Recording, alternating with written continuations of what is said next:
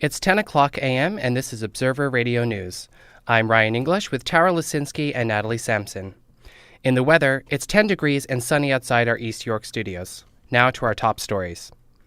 Adam Giambrone steps down from city politics, Jays beat the White Sox 4-2, and Harry Connick Jr. and Iggy Pop will headline Toronto festivals this summer.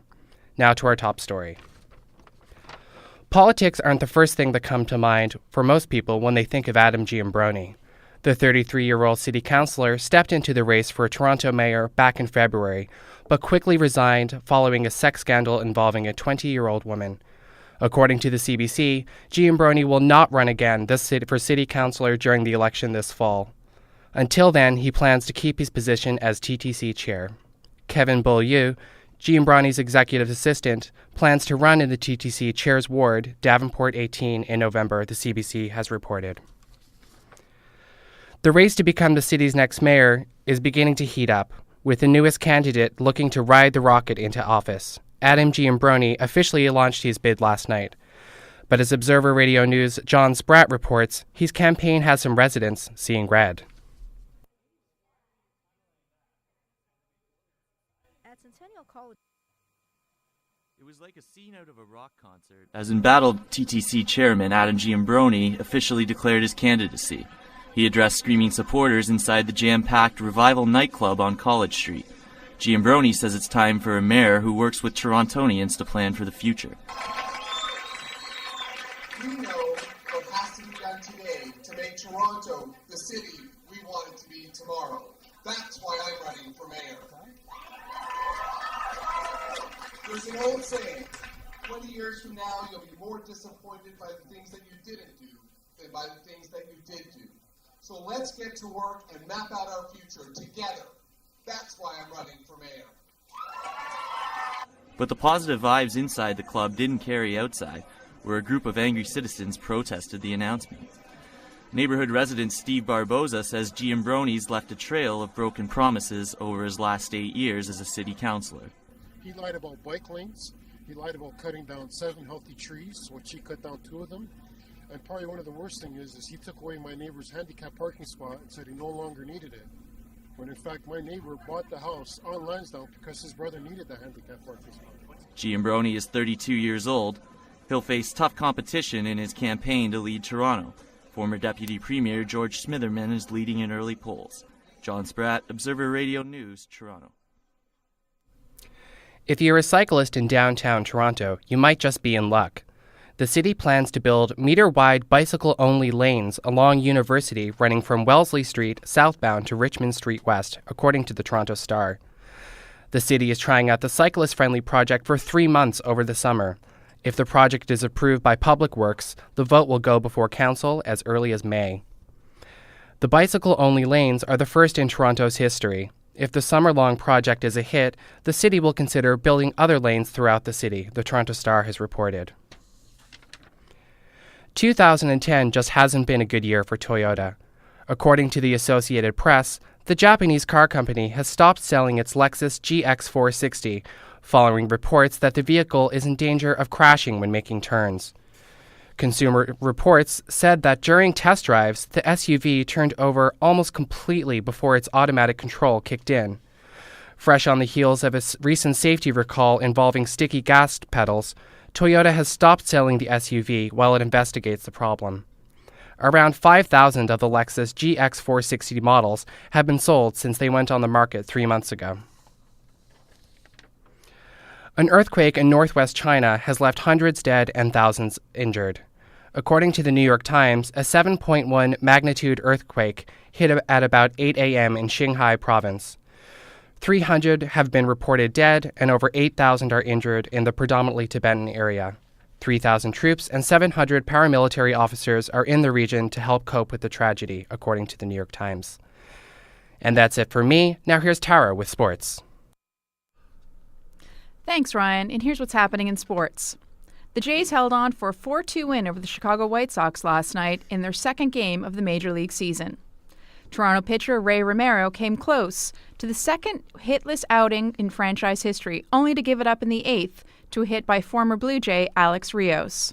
As to the Blue Jays' future, General Manager Alex Anthopoulos confirmed a $10 million deal yesterday for Cuban Adeñe Hechavarria.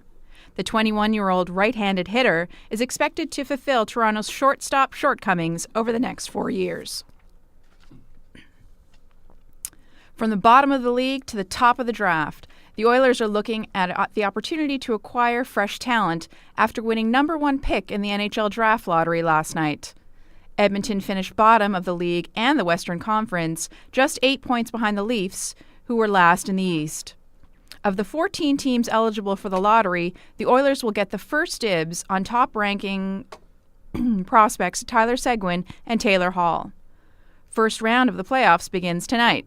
In the East, reigning Stanley Cup champions, the Pittsburgh Penguins, take on the Ottawa Senators, while the top Western Conference San Jose Sharks will play the Colorado Avalanche. Student athletes of Neil McNeil are having a great school year. The Olympic weightlifting team won the provincial and national junior championships. And as Osman Omar reports, success in the sport helped some students stay out of trouble.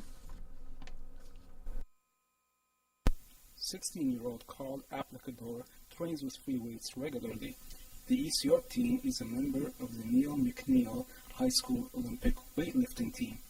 The sport was introduced to the school just 3 years ago, and most members of the current team have been training for only a year. During this short period, they've met great success, winning the junior championships at the provincial and national levels.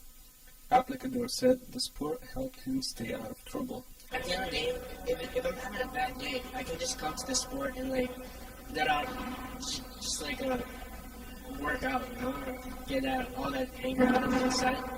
Hani Kanama is the coach of the weightlifting team and has been involved in the sport for 28 years. He says programs such as this should be introduced to more schools across the city. I'm a big fan of the sports. Also, I practice the sport myself. I've been weightlifting for a long time. And it's a great sport. You want to keep it alive, get it bigger.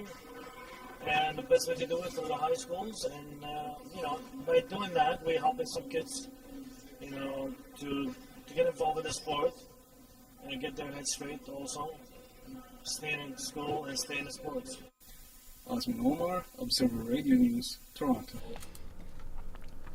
To basketball, the Raptors take on the New York Knicks tonight at the ACC in their last game of the regular season. Toronto is battling the Chicago Bulls for the last playoff spot in the Eastern Conference, and every point counts. Toronto trails Chicago by just 1 win. That means the Raptors have to win against the Knicks tonight, and the Bulls have to lose to Charlotte for Toronto to capture a position in the postseason. And that's all for sports. Stay tuned for Natalie with entertainment after the break. It never ceases to amaze me. Get sick and everybody's got a home remedy. My Aunt Emma's cure-all is crushed garlic and Limburger cheese in a sock hung around her neck. I never catch a cold, she says. That's because nobody gets within 50 yards of the woman. And then there's Cousin Moonbeam from California. Swears by frozen tofu daiquiris. And my mother, who every time she hears me sneeze wants to give me an oil and vinegar rub-down. It's great if you don't mind smelling like a salad bar for a week. Me, I just go into the pharmacy at Winn-Dixie. Their low prices alone will make you feel better. But what I like most is the convenience. By the time I pick up some chicken soup, my prescription's ready. That's because they have a computer with my file in it. They know everything, my doctor's name, my allergies, the medicine I'm taking. And not once did they tell me to gargle with guacamole.